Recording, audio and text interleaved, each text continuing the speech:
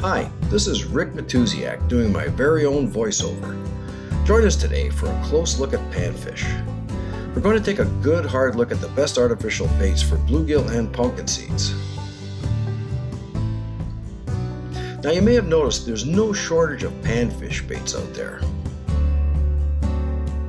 Fact is, most will take fish under the right circumstances. You can even cut up those old bass baits into bits and pieces and catch panfish. It's how you use them that really matters.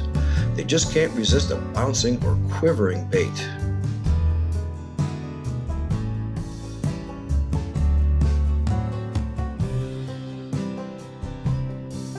As most of you know, they'll even take a full-size bass bait. In this case, it's a 6-inch worm. And they're experts at stealing your bait, real or otherwise. How important is that action? Just watch this. Man, they'll even hit a bare jig head. Of course, this is vertical fishing. I like to use a 13-foot rod or cane pole. With a small slip float, you can even do the same thing and cover more water. Whatever you're using, panfish will figure you out in a hurry, even when not hooked themselves. That's when it's time for a change. It really pays to carry a bunch of different baits and in many different colors. Then change it up in each spot. Guaranteed you'll take a lot more fish doing this. To speed things up, lay out a bunch of rods in the boat, each ready and loaded with something noticeably different. Now watch closely at how important bait movement really is.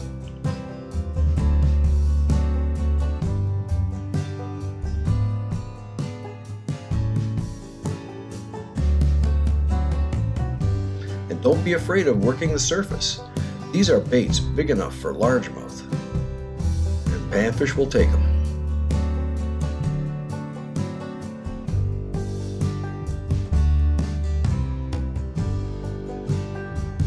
Well, you can't win them all. They do get used to you. Time for a change.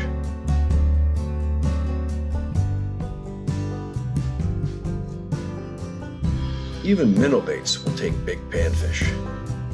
Sometimes the small fry steal the show. Keep on them though.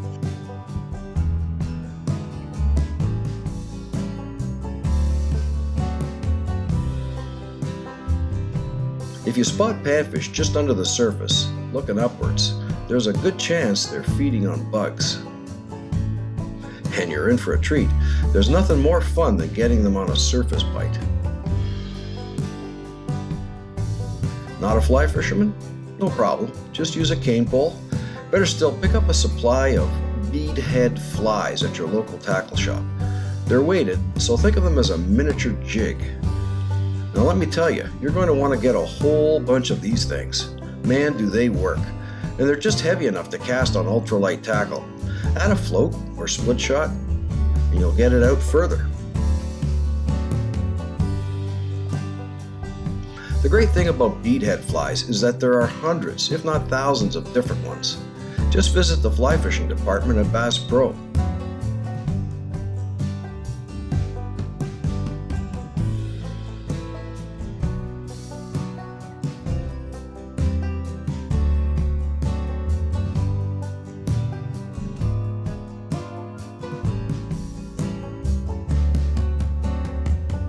If it's a tough bite, spice it up by adding a dose of crayfish scent, and they'll hang on that much longer. You may even get a bonus bite out there. If all else fails, you simply can't beat live bait, of course. Problem is, panfish swallow these, making it difficult to release small or unwanted specimens. And with so many artificial baits out there that work, why bother? Warm, sunny days are best. Avoid any cold fronts. Panfish will get very picky.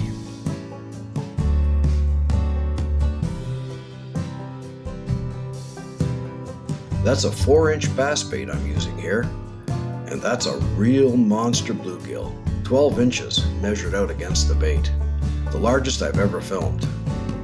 Remember to work those heavy weeds or some type of cover. and things should line up nicely for you.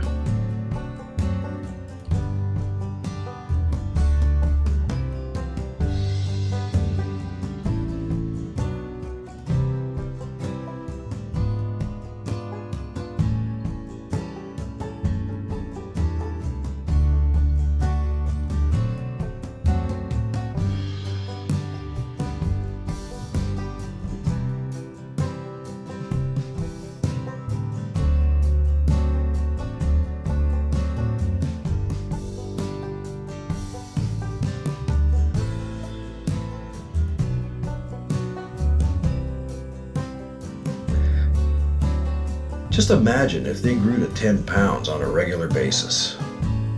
I think they'd be more popular than largemouth.